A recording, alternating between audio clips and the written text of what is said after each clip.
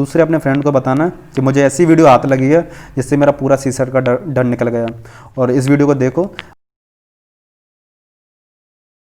UPSC prelims का second paper जो कि सीसेट का होता है, काफ़ी ज़्यादा स्टूडेंट्स को इसको लेकर काफ़ी ज़्यादा डर, टेंशन, परेशानी, प्रेशर में रहते हैं। काफ़ी ज़्यादा घबराए रहते हैं कि किस तरीके से इसको क्वालिफाई करेंगे। जो हिंदी मीडियम वाले स्टूडेंट होते हैं वो तो ज़्यादा इसको लेकर घबराए रहते हैं।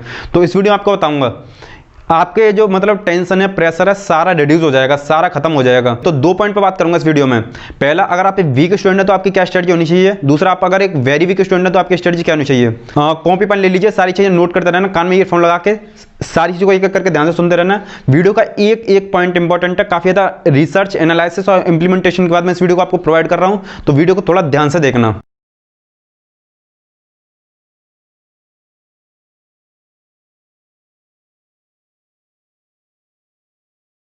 यह वीडियो इसी सीरीज़ का पार्ट 50 है, जिसमें मैं आपको बताऊंगा सीसेट की प्रिपरेशन आपको किस तरीके से करनी है। इसमें आपको सारी चीज़ें डिटेल में बताई जाएंगी। पहले क्या होता है, क्यों होता है, क्या इंपॉर्टेंस है इसका, क्या सिलेबस है इसका, कितने सब्जेक्ट होते हैं इसमें, बुक लिस्ट क्या है, मैथ की प्रिपरेशन कैसे करें, रीजन को कैसे पढ़ें, कॉम्प्रहेंसिव को कैसे पढ़ें, और स्ट्रेटजी कैसे रखेंगे, पेपर को कितने क्वेश्चन अटैम्प्ट करने हैं। अगर आप वीक स्टूडेंट हैं तो किस तरीके से प्रिपरेशन करेंगे, वेरी वीक स्टूडेंट हैं तो किस तरीके से प्रिपरेशन करेंगे। अगर आपका बिल्कुल जीरो मैथ है, अगर आप जीरो बिल्कुल मतलब मैथ में कुछ कर ही नहीं सकते, तो क्या आपकी स्ट्रेटजी होनी चाहिए, कैसे स्मार्ट स्टडी करेंगे, क्या इंपॉर्टेंट टॉपिक हों, सारी चीज़ें एक एक करके इस वीडियो में बताई जाएंगी। इसलिए वीडियो शुरू से लेकर एंड तक पूरा देखना, ईयरफोन लगा लीजिए और एक एक करके सारी चीज़ों को नोट करते रहना। तो देखिए, इस वीडियो को मैं आपको ऐसे ही नहीं बताने वाला हूँ। इस वीडियो में आपको सारे फैक्ट्स बताऊंगा और सारे कंसेप्ट बताऊंगा कि आपका डर कैसे खत्म हो सकता है। ठीक है। दूसरी चीज़, आप मिनिमम इनपुट देके मैक्सिमम आउटपुट कैसे ले सकते हैं वो सीखेंगे आप इस वीडियो में। और दूसरी चीज़, इस वीडियो के अलावा आपको कोई अदर वीडियो सर्च करने की, देखने की कोई ज़रूरत नहीं है, कहीं पे भी जाने की कोई ज़रूरत नहीं। केवल इस वीडियो को ठीक से देखते रहना, क्योंकि इस वीडियो में मैंने बीच बीच में स्मार्ट स्टडी टिप दिए हैं, स्मार्ट स्टडी पॉइंट दिए हैं। उम्मीद करता हूँ आप इतना समझ गए होंगे। तो देखिए, हमारा जो सीसेट का पेपर होता है ना, तो पहले ये जान ले रहे हैं आखिर इसका बैकग्राउंड क्या है, ये क्या है, क्यों है, इसका इंपॉर्टेंस क्या है। ठीक है। किसी भी चीज़ को जानने से पहले उसका ये पता होना चाहिए आखिर बेस है क्या। तो देखिए, ये हमारा सबसे पहले बात करते हैं क्या है। तो इसमें क्वालिफाइंग पेपर है ये हमारा। इसमें मेजरली 3 सब्जेक्ट होते हैं, वैसे तो 7 सब्जेक्ट होते हैं, लेकिन मेजरली देखें तो 3 सब्जेक्ट होते हैं, reasoning, math and comprehensive. Comprehensive को मैं शॉर्ट में CMP लिखा हूँ, COMP। तो देखो, कॉम्प्रहेंशन जो आपका हिंदी में भी होता है, इंग्लिश में भी होता है। काफ़ी सारे एस्पिरेंट का मन में डाउट रहता है कि इंग्लिश में ही होता है, नहीं हिंदी में भी होता है। तो आगे आपको पता पड़ेगा किस तरीके से होता है। दूसरा, क्यों इंपॉर्टेंट है ये। तो देखिए, एप्टीट्यूड का मतलब होता है आपकी योग्यता, टैलेंट, क्षमता, किसके लिए, यूपीएससी के लिए। अगर आपके अंदर वो काबिलियत है ही नहीं तो आपको उस सर्विस को दे दें तो आपको उसका धुआं धुआं कर देंगे। तो इसलिए पहले टेस्ट लिया जाता है, पहले ये देखा जाता है कि आपके अंदर एक कैपेबिलिटी है या नहीं। आप टेंशन, प्रेशर, डिसीजन मेकिंग या डिसीजंस को ले सकते हैं, कम्युनिकेशन कैसा है आपका, इन सारी चीज़ को चेकआउट करने के लिए सीसेट का पेपर लिया जाता है। अब बात करते हैं ये इंपॉर्टेंट क्यों। तो देखिए, जब आपकी ज्वाइनिंग हो जाएगी तो उसके बाद भी आपकी जो डेली लाइफ रहेगी, जैसे आप जिस सर्विस को कर रहे होंगे, IAS, IPS, IFS, तो उसमें भी ये इंपॉर्टेंट है, उसमें भी ये इंपॉर्टेंस रखता है। अगर आप, और दूसरी चीज़, अगर आप इसमें फेल हो जाते हैं तो आप पूरे प्रीलिम्स के पेपर में, जो आपके दोनों पेपर होते हैं उसमें फेल माने जाएंगे, चाहे आप GS में जो होता है उसमें पास हो गए हों, कोई मतलब नहीं है। दूसरी चीज़, पेपर का आखिर फॉर्मेट क्या होता है, मैंने ये तो बता दिया क्या है, क्यों है, क्या इंपॉर्टेंस है। ठीक है। पेपर का फॉर्मेट क्या होता है, 80 क्वेश्चन आते हैं, 200 मार्क्स के होते हैं, 2 घंटे का पेपर होता है, 33% क्वालिफाइंग मार्क्स होते हैं इसमें, और 3:1 की नेगेटिव मार्किंग होती है। यानी आपके अगर 3 क्वेश्चन रॉन्ग हैं तो एक सही वाला काट लिया जाएगा। ठीक है। इस चीज़ को समझ गए होंगे, आगे और भी बता दूंगा आपको। तो आपको इसीलिए ये चीज़ ध्यान में रखनी है कि नेगेटिव मार्किंग है तो आपको गलत क्वेश्चन को अटेम्प्ट नहीं करना है।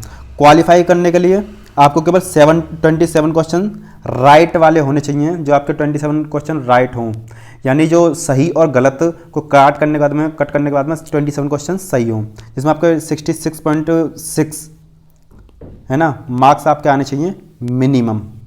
तो मैं ये टारगेट रखूंगा इस वीडियो में, आपके कितने मार्क्स आ जाएं, 70 से 80 आपके मार्क्स आ जाएं, ये मेरा टारगेट रहेगा इस वीडियो में।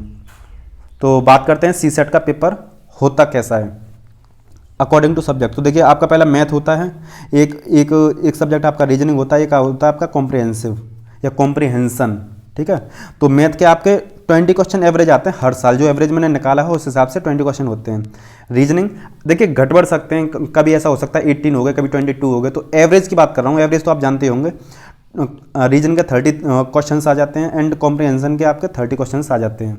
तो 30, 30, 60 + 20 कुल मिला के 80 क्वेश्चन, जो मैं आपको बताया 80 क्वेश्चन होते हैं इसमें। जो प्रीलिम्स का जीएस का होता है उसमें 100 होते हैं, इसमें 80 होते हैं।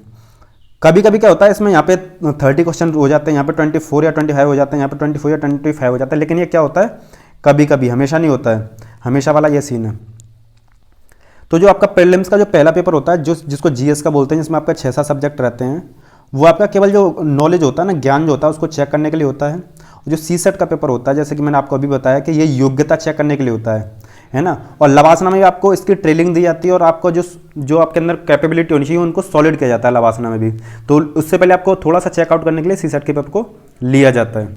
अब बात करते हैं इस पेपर में आखिर आपके सब्जेक्ट क्या रहते हैं और सिलेबस क्या रहता है। तो देखिए, इसका सिलेबस जो है डिफाइंड नहीं यूपीएससी की तरफ से, टॉपिक्स डिफाइंड है कि इस टॉपिक की तरफ से ये आ सकता है। तो रिकमेंड, और यूपीएससी ये रिकमेंड करता है कि जो भी हम जानकारी है आपको, जो भी आपको इन्फॉर्मेशन है, जो भी आपको नॉलेज है, वो 10th स्टैंडर्ड की होनी चाहिए। ऐसा नहीं कि आप इस पे एकदम पीएचडी कर लिए, बहुत ज़्यादा महारत हासिल कर ली, वैसा नहीं है। 10th क्लास के लेवल तक की आपकी नॉलेज होनी चाहिए, इतना काफ़ी है इसके लिए। दूसरी चीज़, इसमें ये तो मैंने सिलेबस बता दिया आपको, और सिलेबस आपको छोटा छोटा करके आगे बताऊंगा, टॉपिक बाई टॉपिक आप समझ जाएंगे। अब बात करूं अगर सब्जेक्ट, तो मोटे मोटे तौर पे देखें तो इसमें 3 सब्जेक्ट होते हैं। मेजरली फॉर्म, मतलब जो मैक्सिमम मेजरली फॉर्म का मीन है कि मतलब मोटे तौर पे देखें तो आपके 3 सब्जेक्ट रहते हैं, मैथ, रीजनिंग एंड कॉम्प्रिहेंसिव या कॉम्प्रिहेंशन, है ना। मैं बार बार उसको समझाऊंगा, बोलूँगा तो आप उसको समझ जाना। कॉम्प्रिहेंशन में आपका हिंदी और इंग्लिश दोनों के पैसेजेस आते हैं।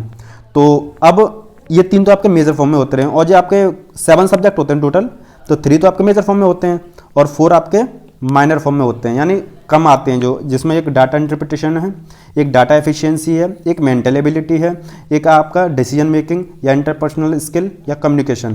तो मैं आपको एक चीज़ बता दूं, देखिए जो डाटा एफिशिएंसी और डाटा इंटरप्रिटेशन है ना, ये आपका इंग्लिश इसमें आ जाता है, मैथ में। दूसरा जो आपका मेंटल एबिलिटी है वो आपका रीजनिंग में आ जाता है, ठीक है। और मोटे मोटे तौर पर देखें तो ये दोनों subject, data interpretation and data efficiency, ये आपके मैथ के ही सब्जेक्ट हैं अगर आप देखें तो, और मेंटल एबिलिटी आपका रीजनिंग का ही सब्जेक्ट है अगर आप देखें तो।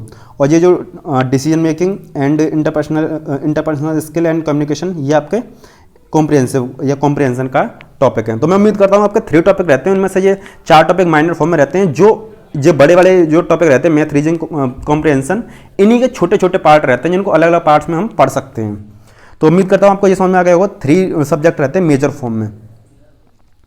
अब बात करते हैं आपका जो बुक रिसोर्सेस आपको क्या रखना है। तो पहले मैं आपको बता दूं, देखिए जो इन सारी बुक्स के लिंक आपको डिस्क्रिप्शन में मिल जाएंगे, ठीक है। पहला, आपको मैथ के लिए अरिहंत की बुक रिकमेंड करी जाती है, ठीक है।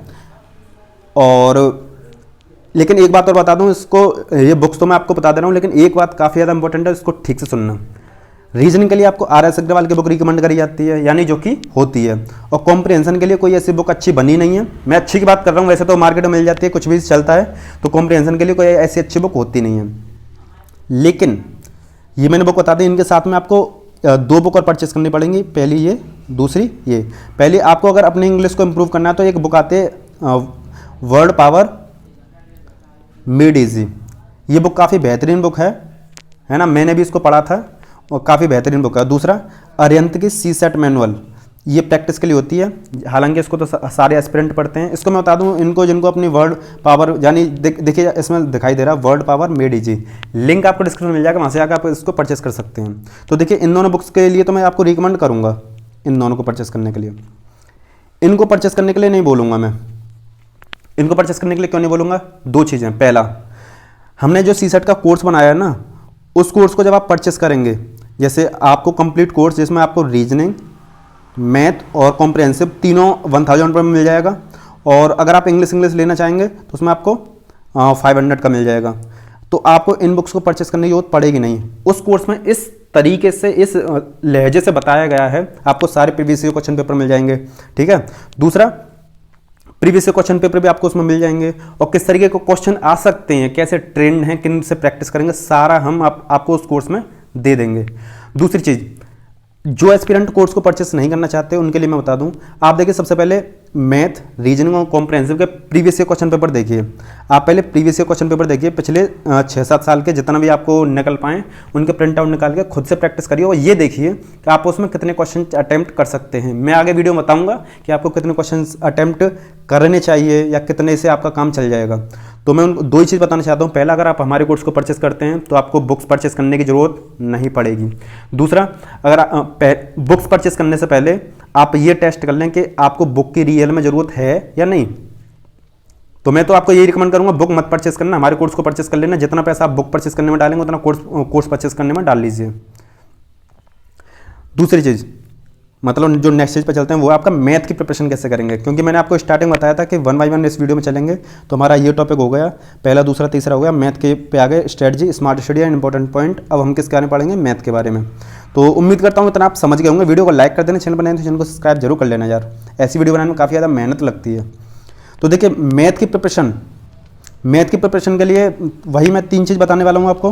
पहला, स्ट्रेटजी क्या रखेंगे, स्मार्ट स्टडी क्या होनी चाहिए, इंपॉर्टेंट पॉइंट कौन से होते हैं आपके। तो जो आपका मैथ का पेपर होता है उसमें आपका 3 टाइप्स के क्वेश्चंस पूछे जाते हैं, एक अर्थमेटिक से, एक ज्योमेट्री से और एक अलजेब्रा से। तो अर्थमेटिक को मैं डिटेल में बताऊंगा, तो पहले ये ज्योमेट्री है उसके बारे में बात कर लें। तो देखिए, ज्योमेट्री में जो आपका सर्कल होता है यानी वृत्त, और ये आपका वर्ग, आयत यानी रेक्टेंगल, स्क्वायर, और ये क्यूबॉइड, ट्राइंगल है ना, और ये सिलेंडर आपका, इस तरीके के जो क्वेश्चन आते हैं आपके, सिलेंडर यानी बेलन जो आता है, वो सारे के सारे क्वेश्चन यहाँ से पूछे जाते हैं। अलजेब्रा में क्या होता है, वही आपके XYZ जो क्वेश्चन पूछे जाते हैं। तो मैं आपको बता दूं, ज्योमेट्री एंड अलजेब्रा से आपके 6 से 7 क्वेश्चन पूछे जाते हैं। तो इतना तो आप समझ गए कि ज्योमेट्री एंड अलजेब्रा से 6 से 7 क्वेश्चन आते हैं। तो मैं आपको बताया था कि मैथ के आपके एवरेज 20 क्वेश्चन आते हैं। तो आप बोलेंगे कि बाकी के क्वेश्चन कहाँ से आते हैं, तो बाकी के क्वेश्चन अर्थमेटिक के 10 से 12 टॉपिक्स हैं, उनसे पूछे जाते हैं। तो आपके ये 10 से 12 टॉपिक्स हैं, उनको मैंने 2 पार्ट्स में डिवाइड किया है, ठीक है। तो अर्थमेटिक के जो 10 से 12 टॉपिक हैं जो मैंने निकाले हैं वो इस तरीके से हैं। इन्हीं को आप सिलेबस पे समझ सकते हैं यूपीएससी का। तो कुछ टॉपिक आपके इजी हैं जिनको मैंने फिल्टर किया है कि आपके इजी टॉपिक कौन से हैं, टफ टॉपिक कौन से हैं। टफ यानी हार्ड, जो भी आप समझें, डिफिकल्ट समझें, और वो आप समझ सकते हैं। मैं जल्दीबाजी में इसको लिख दिया हूँ। तो आपका ईजी में आता है number system, LCM SCF, fraction, decimal and percentage, ये आपके ईजी में आते हैं। एंड आपका average and ratio and proportion. मैं आपको एक चीज़ बता दूं, ये टॉपिक बेसिक लेवल से एडवांस लेवल तक होता है। तो आपको ये चीज़ जानकारी लेनी है कि आपको यूपीएससी एग्जाम ओरिएंटेशन के साथ में कितना पढ़ना है। यूट्यूब पे आपको हज़ारों वीडियो मिल जाएंगे, हज़ारों प्लेलिस्ट मिल जाएंगी कि किस तरीके से मैथ पढ़ें, किस तरीके से रीजनिंग पढ़ें। लेकिन यूपीएससी के एस्पेक्ट के हिसाब से कितना पढ़ना है, कितना छोड़ना है, कितना टाइम देना है, कितना टाइम नहीं देना, कितना टाइम में करना है, वो सारी चीज़ें हमारे कोर्स में आपको इजीली अवेलेबल मिल जाएगी, ठीक है। वही उसी के लिए हमने कोर्स को बनाया है। ऐसा नहीं कि मतलब कुछ भी हो, सबकी तरह दे रहे हो, सबसे यूनिक देने के लिए वो सारा कोर्स है। तो मैं आपको एक चीज़ बता दूं, जो हमारा मैथ होता है, तो मैथ में ये आपके 5-6 टॉपिक आपके इजी वाले होते हैं। अब बात करता हूँ टफ जो थोड़े से टफ रहते हैं, ऐसा नहीं बहुत ज़्यादा टफ हो गए। बहुत ज़्यादा टफ तो आपको ये लग सकते हैं ज्योमेट्री एंड अलजेब्रा, अगर आपको नहीं आता है तो। अगर आता है तो आपको ये भी ईजी लगेगा। तो जिनके लिए नहीं आता उन्हीं के लिए वीडियो, जिनको आता है तो उनके लिए तो ज़रूरत ही नहीं है। तो जो टफ क्वेश्चन होते हैं, एक तो होता है आपका इंटरेस्ट यानी ब्याज वगैरह, साधारण ब्याज, चक्रवृद्धि ब्याज, सिंपल इंटरेस्ट, और कॉम्प्लेक्स इंटरेस्ट। देखिए, मैं थोड़ा जल्दी बोल रहा हूँ तो शब्द इधर उधर हो सकते हैं, उस चीज़ को आप समझ लेना। क्योंकि मैं कम टाइम में ज़्यादा इन्फॉर्मेशन देना चाहता हूँ, तो इसलिए मैं थोड़ा अपनी स्पीड को फास्ट रखता हूँ, स्लो ना रखें।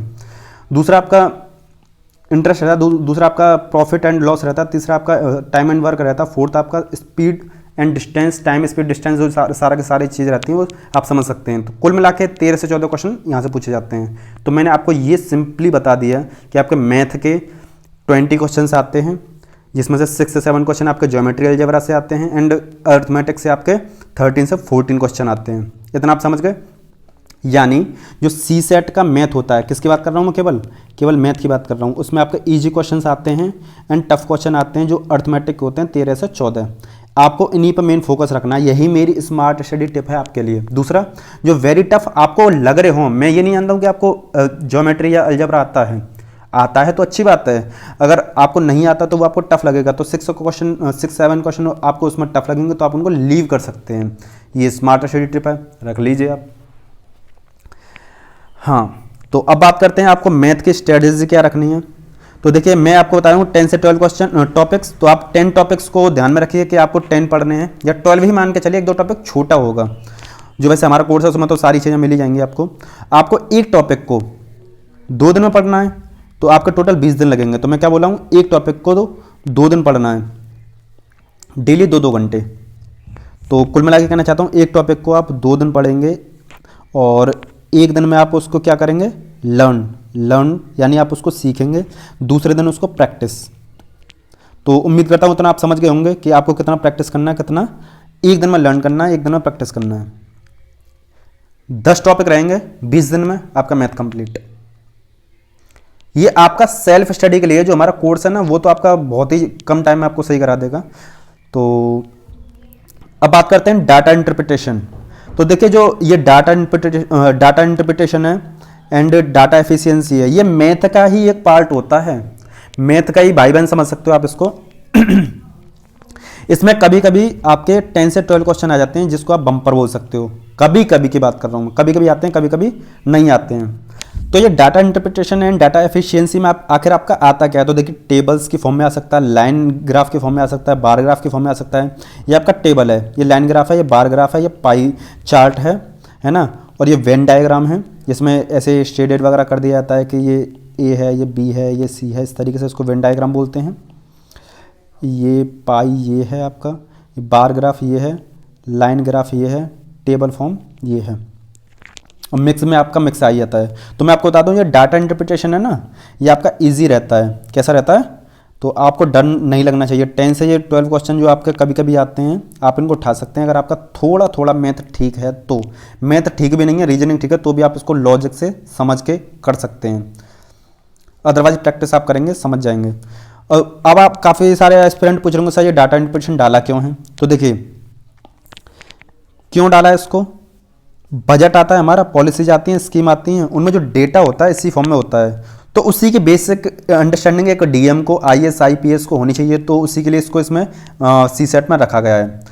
तो आपका यहाँ तक ये मैथ का पोर्शन कवर होता है ना। अब बात करते हैं आपके रीजनिंग के पोर्शन के बारे में। आखिर आपको रीजनिंग की प्रिपरेशन कैसे करनी है, क्या स्ट्रेटजी है, क्या इंपॉर्टेंट टॉपिक्स हैं, क्या पॉइंट्स हैं। साथ में मैं आपको बता रहा हूँ मेंटल एबिलिटी को भी इसी के साथ ले लिया है हमने, है ना, मेंटल एबिलिटी को भी इसी के साथ ले लिया है। तो देखिए काफ़ी सारे जो यूपीएससी में जो आपके रीजनिंग होती है ना वो मिक्स टाइप की रहती है, क्रिटिकल रीजनिंग होती है। वैसे मैं रीजनिंग का टाइप बता दूं, critical, normal, analytical, verbal, non verbal और भी रहती होंगी, ये मैंने नॉर्मली रखा है। तो यूपीएससी में लेकिन मिक्स पूछा जाता है, आपको कुछ ज़्यादा दिमाग लगाना नहीं है। बेसिक लेवल की आती है, एडवांस लेवल पर आपको नहीं जाना है, बेसिक लेवल से ही आप उसको कर सकते हैं। इंपॉर्टेंट टॉपिक क्या होते हैं आपके रीजनिंग के, कोडिंग एंड डिकोडिंग, दूसरा सीरीज। तो देखिए कोडिंग एंड डिकोडिंग ये आपके वेरी वेरी सिंपल टॉपिक रहते हैं, आप इनको आसानी से समझ सकते हैं। 2 से 4 क्वेश्चन फिक्स रहते हैं आपके इसमें, ठीक है। तीसरा टॉपिक अरेंजमेंट, जैसे सीटिंग अरेंजमेंट, ये मेरे सामने बैठा है, वो मेरे सामने बैठा है, ये इसका बहन भाई इसके सामने बैठा है, या इस तरीके से जो बैठे होते हैं वो आपके 5 से 6 क्वेश्चन आते हैं। और डाइस वाले भी आपके 2 से 3 आ जाते हैं, जिसको पासा बोलते हैं हिंदी में, है ना, जो पासा रहता है, जो लूडो वगैरह खेलते हैं वो वाला। तो लेकिन मैं आपको एक चीज़ बताता हूँ, ये आपके क्वेश्चंस हमेशा नहीं आते हैं, और ये आपके ये वाले क्वेश्चन तो वेरी सिंपल होते हैं, लेकिन अरेंजमेंट एंड पासा की आपको प्रैक्टिस करनी पड़ेगी। ऐसा नहीं आते नहीं तो आपको पढ़ना नहीं पड़ेगा, आप इसकी प्रैक्टिस करिए, प्रैक्टिस करते रहना। अब जो आपके 3 टाइप के क्वेश्चन आते हैं, ये मैं इंपॉर्टेंट बता रहा हूँ, केवल आते तो आपके टॉपिक्स और भी ज़्यादा हैं। मैं आपको बता दूं, जो रीजनिंग हमारा मैथमेटिक्स है ना, मैथमेटिक्स में आपको मैं कितने 10 से 12 टॉपिक बताऊँ, लेकिन आपके 20 टॉपिक्स करीब आ जाते हैं। रीजनिंग में आपको मैं 7 टॉपिक्स बता रहा हूँ, लेकिन रीजनिंग में आपके 15 से 16 टॉपिक आ जाते हैं आपके। तो आपके जो 3 टाइप के क्वेश्चन रहते हैं वो आपके स्टेटमेंट के टाइप के रहते हैं, जैसे statement and assumption, statement and conclusion, statement and reasoning. तो ये आपके कुल मिला के ये क्वेश्चन 3 क्वेश्चन में फिक्स रहते हैं, इनकी भी आपको प्रैक्टिस करनी पड़ेगी। तो ये 7 क्वेश्चन आपके मोस्ट इंपॉर्टेंट हैं, जो कि आपको रीजनिंग में करने ही करने हैं। वैसे तो 15 से 16 टॉपिक्स में से पूछा जाता है। स्ट्रेटजी क्या रखनी है, मैं ये मान के चल रहा हूँ 7 ये आपके इंपॉर्टेंट टॉपिक हैं, प्लस आप इसमें 3 और ऐड कर लेंगे तो कुल मिला के आपके 10 टॉपिक्स हो जाएंगे। 10 टॉपिक्स को अगर आप एक टॉपिक को 1 दिन देंगे तो आपका 10 दिन में कवर हो जाएगा। एक टॉपिक को आप अगर 2 दिन देंगे तो आपका 20 दिन में कवर हो जाएगा। यानी आप 1-1, 2-2 घंटे करके 1 and 2 आवर आप डेली पढ़ के रीजनिंग को कवर कर सकते हैं। अब बात करते हैं कॉम्प्रिहेंशन के बारे में। तो देखिए आपको कॉम्प्रिहेंशन की किस तरीके से प्रिपरेशन करनी है। तो आपका सबसे पहले एक डाउट क्लियर कर दूं कि जो आपका कॉम्प्रिहेंशन होता है वो हिंदी में भी आता है, इंग्लिश में भी आता है। कॉम्प्रिहेंशन का मतलब है जो आपके गद्यांश वगैरह आते हैं, हिंदी में बोलो तो गद्यांश, इंग्लिश में बोलो तो अनसीन पैसेज के जो टाइप के आते हैं वो आपके दोनों में आते हैं, ठीक है। लेकिन मैं आपको एक चीज़ बता दूँ, जो इंग्लिश वाले एस्पिरेंट हैं वो तो इसको करेंगे ही, लेकिन मैं आपको ये चीज़ बता दूँ, हिंदी में वाले स्टूडेंट को भी इंग्लिश वाला करना चाहिए, क्योंकि हिंदी वाले की जो लैंग्वेज होती है थोड़ी डिफ़िकल्ट रहती है। इंग्लिश में आप आसानी से समझ सकते हो। दूसरी बात, आप इसके यूपीएससी के मेंस का जो इंग्लिश का कंपलसरी जो पेपर होता है उसको जब आप करेंगे, उसके लिए प्रैक्टिस करेंगे तो आपका ये क्लियर हो जाएगा, ठीक है। तो मैं ये समझ के चल रहा हूँ कि आप अगर इसको इंग्लिश वाले को करेंगे, हिंदी में वाले एस्पिरेंट को भी कंपलसरी पेपर देना होता है, तो मैं यही बोल के चलूँगा आपसे कि आप इंग्लिश से ही इसको सॉल्व करें। अदरवाइज आपकी मर्जी तो है, आप हिंदी में भी कर सकते हैं, इंग्लिश में भी कर सकते हैं। तो कॉम्प्रिहेंशन का आखिर मतलब क्या होता है? तो देखिए, इसका जो शुद्ध मतलब होता है वो होता है आपका बोधगम्यता, ठीक है, या दूसरा बोले तो परिच्छेद, या नॉर्मल भाषा बोले तो वो आपका अनसीन पैसेज, ठीक है। इसका ये आपको क्यों दिया जाता है ना, इसका मीनिंग क्या है? तो इसका मीनिंग वो है कि जो उसमें दिया गया है केवल सेम टू सेम वही जो मतलब उसमें दिया गया है सेम टू सेम आपको उसी की लैंग्वेज में उसी का आंसर देना है, एग्जैक्ट मीनिंग समझ के आपको आंसर देना है, ठीक है। यही कॉम्प्रिहेंशन का मतलब होता है। क्यों दिया जाता है कॉम्प्रिहेंशन, आके डाला क्यों गया है? किसी भी सब्जेक्ट के ज्ञान का डेप्थ डिटेल्स हमें आना चाहिए, है ना। किसी भी कोई भी सब्जेक्ट है, जैसे हमारा यूपीएससी है, वो उसमें एक सब्जेक्ट है, यूपीएससी के बारे में हमें इन्फॉर्मेशन तो है, लेकिन उस सब्जेक्ट के हमें क्या डेप्थ है, क्या डिटेल्स है, ये पता होना चाहिए। हिंदी में अगर बोलूँ तो उसका आकार, विस्तार, गहराई, या जो भी आप समझ के चलें वो आपको ये सारी चीज़ें पता रहनी चाहिए कि एक कॉम्प्रिहेंशन आपके इन सारी क्षमताओं को डेवलप करने में हेल्प करता है। आपके 30 क्वेश्चंस एवरेज पूछे जाते हैं कॉम्प्रिहेंशन में सीसेट में, ठीक है।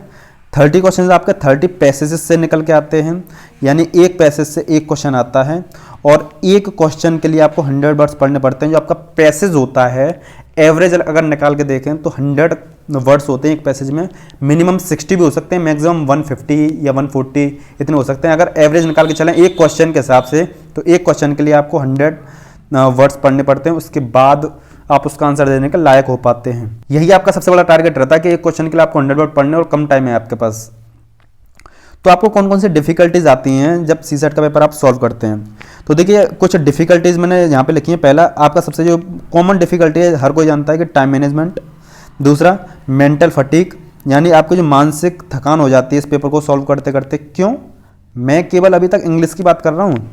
जब आप इंग्लिश के 30 अनसीन पैसेज पढ़ेंगे, आप एक काम करना, कभी आप लेके बैठना, आधे घंटे के लेके बैठ जाना, आधे घंटे में आपको 15 पैसेज करने हैं, तो आप ये सोचेंगे कि आप 15 करते करते थक जाएंगे। तो 30 के लिए आपको मैं आगे इसमें बताऊंगा, मैं बता रहा हूँ आपको इसमें मेंटल फटीग जो हो रही है उसका सोल्यूशन आगे आपको मिल जाएगा। लेकिन आपको टाइम मैनेजमेंट में डिफिकल्टीज आ सकती है, क्योंकि एक पैसेज को पढ़ने के लिए आपको 2 से 3 मिनट मिलते हैं और उसमें 100 वर्ड्स एवरेज होते हैं, तब जाके आपका एक आंसर मिल पाता है। लैंग्वेज की प्रॉब्लम हो सकती है, जैसे हिंदी वाले एस्पिरेंट जो हैं उनको लैंग्वेज की प्रॉब्लम हो जाती है कि उनको इंग्लिश समझ में नहीं आती है, इंग्लिश वालों को कभी कभी हिंदी की नहीं आ पाती है। तो वो क्या कर सकते हैं, सोल्यूशन ये है कि हिंदी वाले इंग्लिश वाले को पैसेज को 2, 4, 5 सेकंड लगते हैं, उसको पेज को पलट के देख सकते हैं, इंग्लिश वाले हिंदी वाले को, ठीक है। फोर्थ जो प्रॉब्लम रहती है वो रहती है आपकी डिफिकल्टी सब्जेक्ट को लिंकिंग करने की। ये अपने आप हो जाता है, सब्जेक्ट लिंक अपने आप हो जाता है। कैसे? जैसे मान लीजिए जो आपके पैसेज आते हैं ना, जो आपके पैसेज होते हैं उनके सब्जेक्ट आखिर होते क्या हैं, जो आपके पैसे दिए जाते हैं उनके सब्जेक्ट होते क्या हैं। 70% जो पैसेज रहते हैं आपके, अप्रॉक्स में 70%, 65% भी रह सकता है, 75 भी रह सकता है, अप्रॉक्स में लेके चल रहा हूँ। तो 75%, 70% आपके जो पैसेज रहते हैं एनवायरनमेंट इकोलॉजी वगैरह से उठाए जाते हैं। Environment, ecology, agriculture, disaster management, इस टाइप से यहाँ से उठाए जाते हैं, जो कि आपका GS3 है और प्रीलिम्स में भी आता है। तो आप प्रीलिम्स का नया अभी तुरंत थोड़ी देर पहले पेपर दिए हैं, क्योंकि एक ही दिन में 9 पेपर होते हैं, थोड़ी देर पहले आप प्रीलिम्स का दिए, तो आपका दिमाग वहीं पर काम कर रहा होगा, तो आप इंटरलिंकिंग कर देंगे। कॉम्प्रिहेंशन का मैंने मतलब क्या बताया कि आपको जो उसमें दिया गया है, कॉम्प्रिहेंशन का जो आपको उसमें जो पैसेज है दिया गया है उसको पढ़ के आपको क्वेश्चन का आंसर देना है ना। लेकिन आप क्या करेंगे, आपके दिमाग में जो पहले से चीज़ फिट बैठी है उसको और आप इसको मिक्स करके तब आंसर देंगे, जो कि गलत है। यही मैं यहाँ पे समझाना चाह रहा हूँ आपको कि आप सब्जेक्ट की लिंकिंग आपको नहीं करनी है। आप जिस चीज़ को पढ़ रहे हैं उसका जो आंसर निकल के आया है एग्जैक्ट उसी का आपको आंसर देना है। ऐसा नहीं कि आपका पहले का कहीं से ज्ञान हो, उस ज्ञान को आपको शामिल करके आंसर नहीं देना है। जो भी इसमें से निकल के आएगा वही आपको करना है। इसका यही सोल्यूशन है कि आप अपने दिमाग का इस्तेमाल करें, दिमाग का सही से इस्तेमाल करें, यूज करें और डिसीजन लें कि हाँ मुझे केवल इसी और इसी पैसेज से करना है, मुझसे इधर से उधर कहीं नहीं जाना है, तभी आप इसको सॉल्व कर पाएंगे ठीक तरीके से। ये थोड़ा आपके लिए रफ कर दूं ताकि आप बाद में लिख पाएँ अच्छे से। तो मैं मान के चलता हूँ कि आप इतना समझ गए होंगे। जो हमारा अनसीन पैसेज रहता है 70% एनवायरनमेंट वगैरह से उठाए जाते हैं, जो कि GS 3 का पेपर रहता है या प्रीलिम्स का आता है। 10 से 15% आपका एजुकेशन वगैरह से पूछ लिया जाता है। जैसे आप मेंस का भी प्रिपरेशन कर रहे रहते हैं तो एजुकेशन वगैरह के टॉपिक पूछ लिए जाते हैं, और कुछ जो आपका परसेंटेज बचा वो आपका अदर रहता है। तो अपने दिमाग का इस्तेमाल अच्छे से करें, और जिस टॉपिक का ज्ञान आपने अनसीन पैसेज में लिया है उसी का आंसर देना है, इस चीज़ को याद रखना।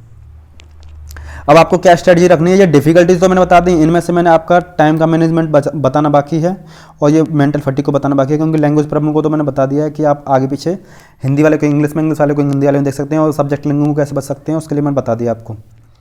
स्ट्रेटजी आपको क्या रखनी है, पहला जो आपका प्रीवियस ईयर क्वेश्चन पेपर है उनको एनालाइज करेंगे, आप उनको एनालाइज करेंगे और उनको बीच बीच में प्रैक्टिस करते रहेंगे।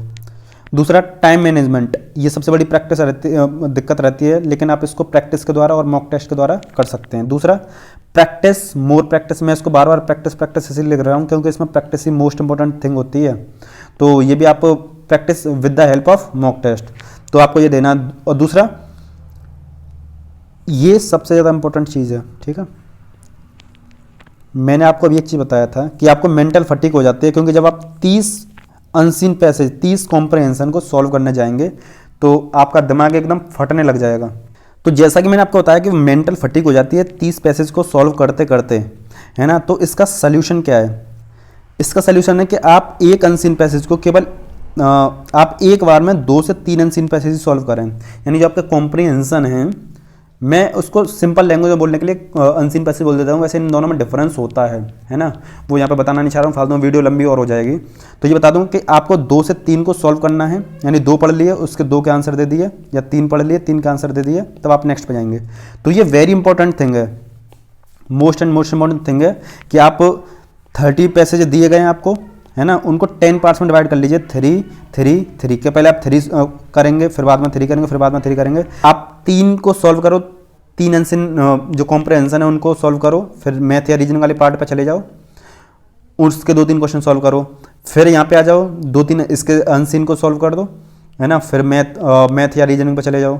अगर आपको मैथ या रीजनिंग जो भी करना चाहते हैं आप उसको कर लो, फिर 3 इसको सॉल्व कर लो, फिर इस पर चले जाओ। इस तरीके से आपको मेंटल फटीग नहीं होगा, इस तरीके से आपको मेंटल थकान नहीं होगी। तो इस तरीके से आप स्ट्रेटजी रखेंगे कि पहले 3 कॉम्प्रहेंशन को सॉल्व कर लिया, फिर उस पर चले गए आप मैथ या रीजनिंग पे। इस तरीके से आप मेंटल फटीग से बच सकते हैं। वैसे मुझे भी अभी बहुत ज़्यादा मेंटल फटीग हो गई आपको ये सारी चीज़ें एक्सप्लेन करते करते, क्योंकि कभी कभी काफ़ी ज़्यादा टेक लेने पड़ जाते हैं, और सुबह से इस कंटेंट को लिख ही रहा हूँ मैं, लिखा है, रिसर्च करिए, उसका तो लिखा है, फिर रिकॉर्डिंग कर रहा हूँ। तो देखिए आपका टारगेट क्या रहना चाहिए, एक पैसेज है हमारा, उसमें एवरेज 100 वर्ड्स आएंगे, उसको 2 से 3 मिनट में पढ़ना है, तब आपको राइट आंसर देना है। It is the formula of solving the comprehension. और एक बार में आपको केवल 2 से 3 करने, फिर मैथ वाले या रीजनिंग वाले पार्ट पे चला जाना है। अब स्ट्रेटजी आपको रीजनिंग के लिए क्या करनी है, क्वेश्चन अटेम्प्ट करने के लिए, फॉर अटेम्प्टिंग द क्वेश्चन। अभी तक जो मैंने स्ट्रेटजीज बताई हैं वो आपको मैथ के लिए अलग, रीजनिंग के लिए अलग, कॉम्प्रहेंशन के लिए अलग।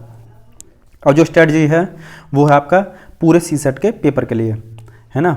तो जैसा कि आप जानते हैं, मैं भी इतनी देर से एक्सप्लेन कर ही रहा हूँ कि 2 घंटे का पेपर होता है, 80 क्वेश्चन आते हैं, 200 मार्क्स का होता है। तो आपका केस 1 निकल के आता है, फिर केस 2 निकल के आता है। केस 1 में आपका 2 घंटे का टाइम तो उतना ही रहेगा, लेकिन आपको क्वेश्चन अटेम्प्ट करने हैं 40। केस 2 रहेगा, आपको 2 घंटे का पेपर रहेगा, लेकिन क्वेश्चन अटेम्प्ट करने हैं 50। दोनों के तरीके से ही आप क्वालिफाई कर सकते हैं। केवल 80 में से 40 क्वेश्चन अटेम्प्ट करो या ये 50 क्वेश्चन अटेम्प्ट करो, आप आराम से क्वालिफाई कर सकते हैं।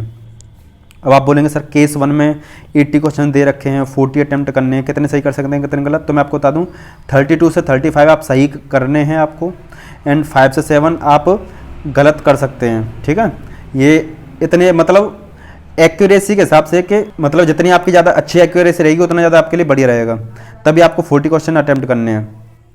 दूसरा केस 2 80 क्वेश्चन में से 50 अटेम्प्ट करने हैं, जिसमें से 35 आपके एकदम राइट रहने चाहिए, 15 आपके गलत हो सकते हैं, कोई दिक्कत नहीं। तो उम्मीद करता हूँ इतना आप समझ गए हैं कि कितने क्वेश्चन हमें अटेम्प्ट करने हैं। अब जो केस 1 है उनको केवल वही एस्पिरेंट करें, केवल 80 में से 40 क्वेश्चन केवल वही एस्पिरेंट करें जिनकी एक्यूरेसी हाई है, और जिनकी नॉर्मल एक्यूरेसी है या जिनको जनरल बोला जाता है कि 35 सही निकलेंगे 15 गलत निकलेंगे, तो 15 क्वेश्चन अटेम्प्ट करें। तो केस 1 और केस 2 में अगर मैं डिफरेंस मान के चलूँ तो एक चीज़ का बहुत बड़ा डिफरेंस है, तो उसके लिए मैंने यहाँ पर पूरा लिखा है, केस 1 और केस 2 को डिफ्रेंशिएट किया है। 40 क्वेश्चन अटेम्प्ट करेंगे, इसमें 50 क्वेश्चन अटेम्प्ट करेंगे। 1 क्वेश्चन के लिए 3 मिनट, 1 क्वेश्चन के लिए 2.5 मिनट, क्योंकि क्वेश्चन आपके ज़्यादा हो गए। यहाँ पे आपको प्रॉपर टाइम लगेगा। अपने हिसाब से चुन सकते हैं आप कि आपको मैथ, रीजनिंग, कॉम्प्रहेंशन में कितने करने हैं, सेम इसमें भी आप चुन सकते हैं। तो केस 1 को केवल जिनकी एक्यूरेसी हाई है केवल वही एस्पिरेंट आजमाएं, केवल 40 क्वेश्चन 80 में से 40 क्वेश्चन केवल वही करें जिनकी एक्यूरेसी अच्छी है। और जिनकी जनरल अटेम्प्ट करना है, जो बोलते हैं कि भाई मेरी एक्यूरेसी ज़्यादा अच्छी नहीं है, नॉर्मल हूँ मैं, तो आप 50 क्वेश्चन अटेम्प्ट करने की कोशिश करना। तो इतना आप समझ गए होंगे 40 से 50 क्वेश्चन अटेम्प्ट करने हैं, कितने सही कितने गलत करने हैं। तो अब मैं आपको बताता हूँ सी सेट के पेपर के लिए एस्पिरेंट कितने टाइप के होते हैं जिनको सी सेट में दिक्कत आती है। तो देखिए, पहला होते हैं आपके वीक टाइप के, दूसरे होते हैं वेरी वीक टाइप के। तो जो वीक टाइप के होते हैं उनको क्या होता है, थोड़ा सा हिंदी यानी थोड़ा सा आपका मैथ, थोड़ा सा रीजनिंग, थोड़ा सा कॉम्प्रहेंशन, थोड़ा आता है। वेरी वीक टाइप के क्या होते हैं, वेरी वीक टाइप वाले में मैंने डाला जिनका मैथ एकदम जीरो है ना। तो उनके लिए पहली बात तो खुशखबरी है, और एकदम खुश हो जाना और कमेंट करके बताना कि ये खुशखबरी आपको कैसी लगी और आपका मैथ का डर निकला ना या नहीं निकला। आप बिना मैथ के सी सेट को क्रैक कर सकते हैं, इट इज़ पॉसिबल। खुश हो गए होंगे वैसे तो आप कि बिना मैथ के हम इसको क्रैक कर पा रहे हैं, लेकिन आपको फॉलो करना पड़ेगा केस 1 या केस 2। केस 1 या केस 2 आपको ही फॉलो करना पड़ेगा, मैथ वाले है ना या बिना मैथ वाले। केस 1 या केस 2 आप फॉलो करेंगे। केस 1 केस 2 कौन सा, जो मैंने आपको एक्सप्लेन किया था, केस 1 ये केस 2 ये, इतना तो आप समझ गए होंगे। दूसरी चीज़, जो जीरो मैथ वाले एस्पिरेंट हैं उनको क्या स्ट्रेटजी आपको रखनी है। जो सी सेट का पेपर होता है, मैथ, रीजनिंग, कॉम्प्रिहेंशन, तीनों का जमावड़ा होता है, एकदम जमावड़ा। तो आपका मैथ बिल्कुल नहीं करना है आपको। रीजनिंग के आप 20 से 25 क्वेश्चन अटैम्प्ट करेंगे या 25 से 30 क्वेश्चन अटैम्प्ट करेंगे। हाई एक्यूरेसी वाले जिनकी रीजनिंग वगैरह अच्छी है उनके लिए, या नॉर्मल उनके लिए। कॉम्प्रिहेंशन के लिए आप क्या करेंगे, 20 से 25 अटेम्प्ट कर सकते हैं, या जिनका मतलब इंग्लिश अच्छा है तो आप इसको यूज कर सकते हैं। 25 से 30 यूज यानी इतने अटेम्प्ट कर सकते हैं। वैसे जो मेरा कोर्स है ना, जो हमारा कोर्स है सुपर सी सेट कोर्स, उसमें आप ये सारी चीज़ें इतना टेंशन लेने की जरूरत पड़ेगी नहीं, उसी के लिए हमने उस कोर्स को बनाया है। ऑलमोस्ट आपका 100% क्रैक हो जाएगा, 100% की गारंटी ले रहे हैं लगभग। देखिए, आपको सी सेट के पेपर की सबसे बड़ी कमी बता दूं जो मुझे बहुत ख़राब लगती है, कि ये पेपर एकदम बहरूपिया है, यानी ये कभी भी अपना रंग रूप बदल सकता है। इसमें जो आपके 3 सब्जेक्ट होते हैं, मैथ, रीजनिंग एंड कॉम्प्रिहेंशन, इसमें ये फिक्स नहीं रहता कि किस पोर्शन से कितने क्वेश्चन आएंगे। जो मैंने आपको बताया था 20, 30, 30 वो एक एवरेज व्यू था, लेकिन कभी कभी क्या होता है कि मैथ के बहुत ज़्यादा उठा दिए, रीजनिंग और कॉम्प्रिहेंशन के कम कर दिए, उस केस में तो आप फेल हो जाएंगे। तो उसके लिए एक इंपॉर्टेंट बात है, बिल्कुल इंपॉर्टेंट बात है, आप इसको जरा ठीक से सुनिए। जैसा कि मैंने आपको बता दिया कि बिना मैथ के आप इसको क्रैक कर सकते हैं, है ना। तो लेकिन ऐसा नहीं है, कभी कभी क्या होता है कि मैथ के काफ़ी ज़्यादा क्वेश्चंस आ जाते हैं, है ना, करीब 30 क्वेश्चन आ गए, फिर डाटा इंटरप्रिटेशन वगैरह बढ़ के मान लो आधा पेपर उसी का आ गया, 40-42 का उसी का आ गया। फिर रीजनिंग एंड मैथ को कंप्लीट किस तरीके से कर पाएंगे आप। जैसे कभी कभी क्या होता है 30-32 क्वेश्चन आ जाते हैं, मान के चले हम 40 क्वेश्चन आ गए। तो इस वजह से हमें इस डर को ना लेते हुए हम क्या करेंगे, थोड़ा सा मैथ पढ़ लेंगे, थोड़ा सा रीजनिंग पढ़ लेंगे एंड थोड़ा सा इंग्लिश कॉम्प्रहेंशन पढ़ लेंगे। ये मेरा जनरल ओपिनियन है आपके लिए। तो जो हम कोर्स बनाया है, जो कि आप 1 मिनट बाद उस कोर्स के बारे में जानेंगे, उस कोर्स में आपको 1000 रुपये में रीजनिंग, मैथ एंड कॉम्प्रहेंशन तीनों मिलेगा। अब इम्पोर्टेंट बात क्या है, मेरा जो ओपिनियन है वो यही है कि आप थोड़ा सा मैथ, थोड़ी सी रीजनिंग और कॉम्प्रहेंशन करके आप उसके क्वेश्चन को करें। अगर आपको बिल्कुल बिल्कुल बिल्कुल मैथ नहीं आता है तो ही इस लाइन को चूज करें कि मैं 100% क्वेश्चन तो रीजनिंग के करूँगा एंड 100% क्वेश्चन आपके कॉम्प्रहेंशन यानी हिंदी वाले या इंग्लिश वाले करूँगा। तो इस चीज़ को आप अपने दिमाग से सेट करके चलना कि आपको थोड़ी बहुत मैथ आती है तो थोड़ी बहुत और प्रयास करके उस मैथ को थोड़ा सा अच्छा बनाया जा सके। मैं ये नहीं कह रहा हाई लेवल वाला पढ़ो, ईजी वाला तो कम से कम पढ़ सकते हो, जो कि मैंने डिस्क्राइब किया था। तो 2 ही तरीके हैं आपके पास, पहला आप रीजनिंग, कॉम्प्रहेंशन एंड मैथ्स के कुछ क्वेश्चन करके इसको आसानी से क्रैक कर सकें, लेकिन दूसरा जो तरीका है वो थोड़ा खतरनाक है, जो है कि आपको मैथ बिल्कुल नहीं करना और रीजनिंग करेंगे और इन कॉम्प्रिहेंशन करेंगे। तो लेकिन उस वाले में थोड़ा डर ये रहेगा, मान लीजिए रीजनिंग के और कॉम्प्रिहेंशन के क्वेश्चन कम आ गए तो आपको फेल होने का डर हो सकता है। तो इसलिए जो हमने कोर्स बनाया ना, बहुत सोच समझ के बनाया है, इसलिए आपको वो ज्वाइन करना चाहिए।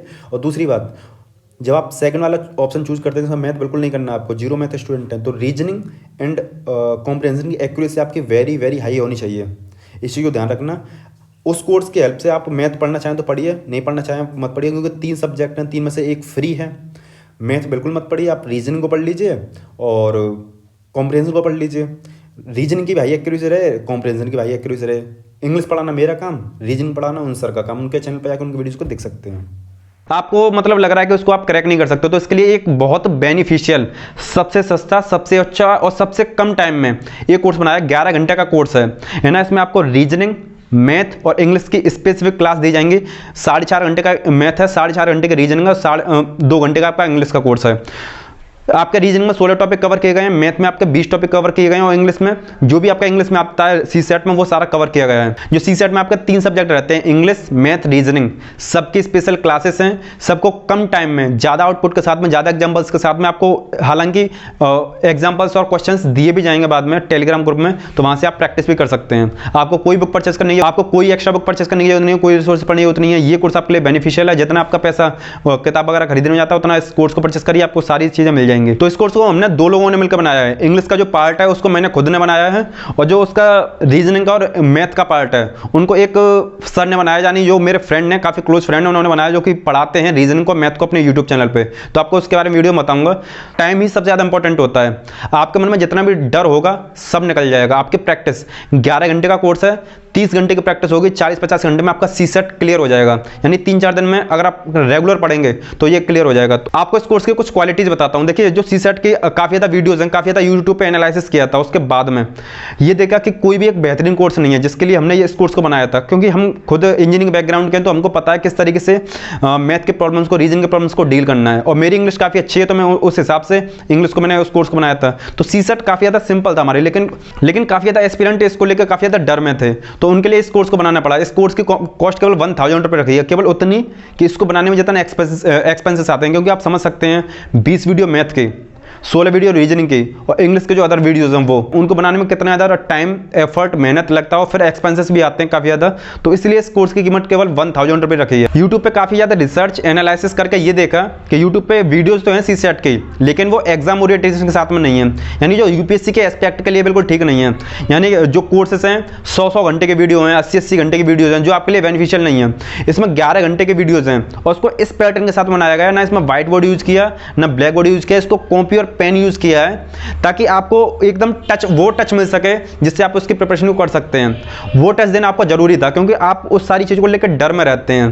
टीचर ने बोर्ड पढ़ा दिया, वो ज़्यादा इंपैक्ट नहीं करता, लेकिन जब कॉपी पेन पे आप समझेंगे, उस तरीके से आप खुद प्रैक्टिस करेंगे, उसमें जो क्वेश्चंस दिए गए हैं केवल आप उन क्वेश्चंस की प्रैक्टिस कर लेना। उसके साथ में कुछ सैंपल क्वेश्चंस दिए जाएंगे अपने टेलीग्राम ग्रुप में, उन सारे क्वेश्चंस की प्रैक्टिस कर लेना। आपको कोई बुक परचेस करने की जरूरत नहीं है, कुछ भी परचेस करने की जरूरत नहीं है। आपके जो मतलब, जैसे मैं आपको सिंपल सी चीज़ बता दूँ, इंग्लिश, मैथ और रीजनिंग आप कुछ बुक परचेस करते, उन बुक को परचेस मत करिए, उनके पैसों को आप इसमें इंप्लीमेंट कर दीजिए। 1000 रुपये की कॉस्ट है, उतने में तो आपकी बुक ही आती हैं और ज़्यादा की आती हैं, तो उतने में आपको सब चीज़ मिल जाएगी, ऊपर से ट्रिक्स मिल जाएंगी। और सबसे बड़ी बात, आप कम टाइम में ज़्यादा से ज़्यादा अच्छा आउटपुट निकाल सकते हैं, ज़्यादा से ज़्यादा अच्छा आप कर सकते हैं। तो इस कोर्स को बनाने का मोटिव क्या है और बेनिफिट क्या है आपके लिए? पहला, ये कोर्स यूपीएससी एग्जाम के एकदम ओरिएंटेशन के साथ में है, पहली बात। दूसरा, यूपीएससी के जो प्रीवियस क्वेश्चन पेपर होते हैं उनके टिप्स, ट्रिक्स, शॉर्ट ट्रिक्स, वो सारी इसमें डाली गई हैं और उनसे रिलेटेड एग्जांपल्स डाले गए हैं। तीसरा, इसकी जो लैंग्वेज है वो काफ़ी ज़्यादा सिंपल है और सटीक है, जो आपके लिए काफ़ी ज़्यादा बेनिफिट देगी।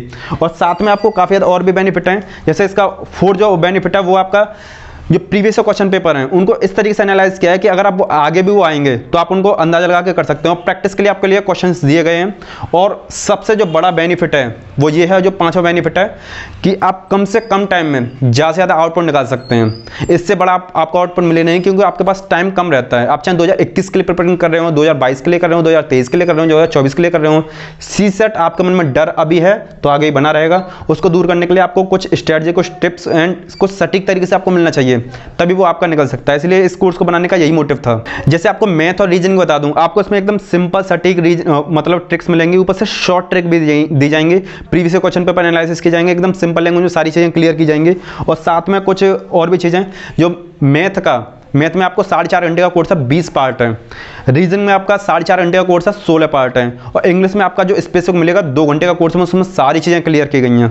तो जो लेवल रहेगा वो 0 लेवल से एक्सट्रीम लेवल तक सारी चीज़ें क्लियर की गई हैं। And simple and best way में आपको सारी की सारी चीज़ें दी जाएंगी। मैं उम्मीद करता हूँ आपको ये सारी चीज़ क्लियर आ रही होंगी कि मैं किस तरीके से आपको डिलीवर कर रहा हूँ, आपको समझ में आ रहा होगा। आप अगर मेरे चैनल के वीडियोज़ को देखे होंगे जिसमें मैं इंग्लिश बता दूँ, अगर आपको ये लगता है कि सर मैथ और रीजनिंग सर ने कैसा पढ़ाया है, तो चैनल का नाम है K² UPSC। आपको लिंक डिस्क्रिप्शन में दे दूंगा, वहां पे जाके आप उनके चैनल को वीडियो को देख सकते हैं। आपको आइडिया लग जाएगा कि वो किस लेवल का पढ़ाते हैं, किस हिसाब से पढ़ाते हैं, आपको समझ में आएगा नहीं आएगा। उसके बाद इस कोर्स को परचेस करना।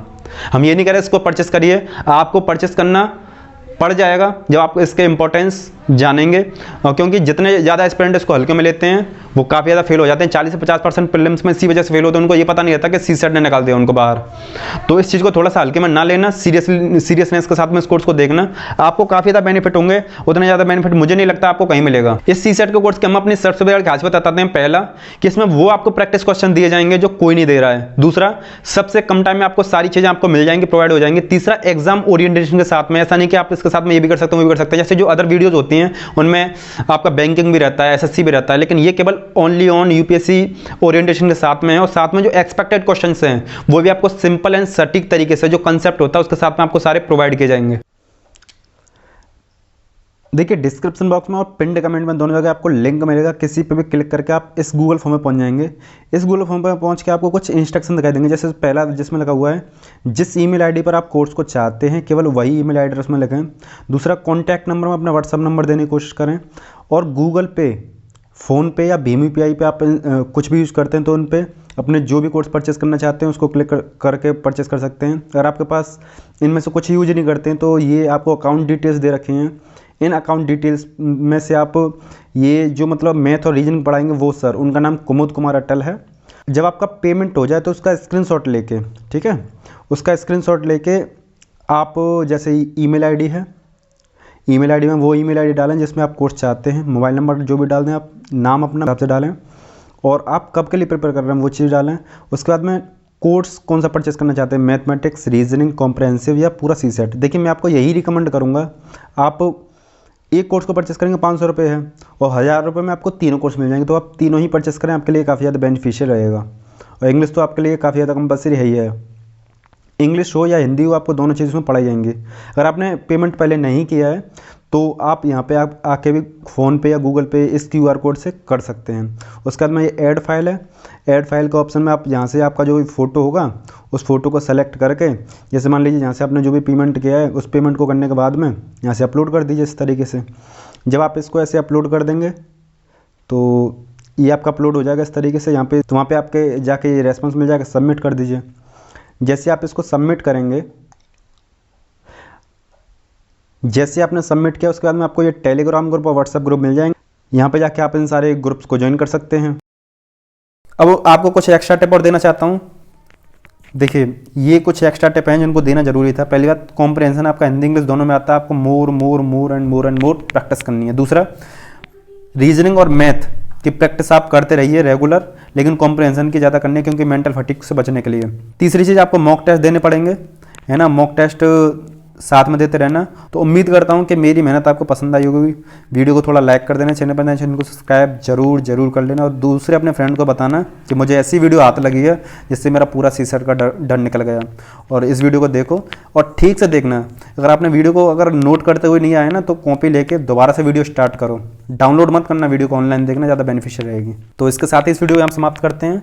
सारी इन्फॉर्मेशन आपको पसंद आ गई होंगी।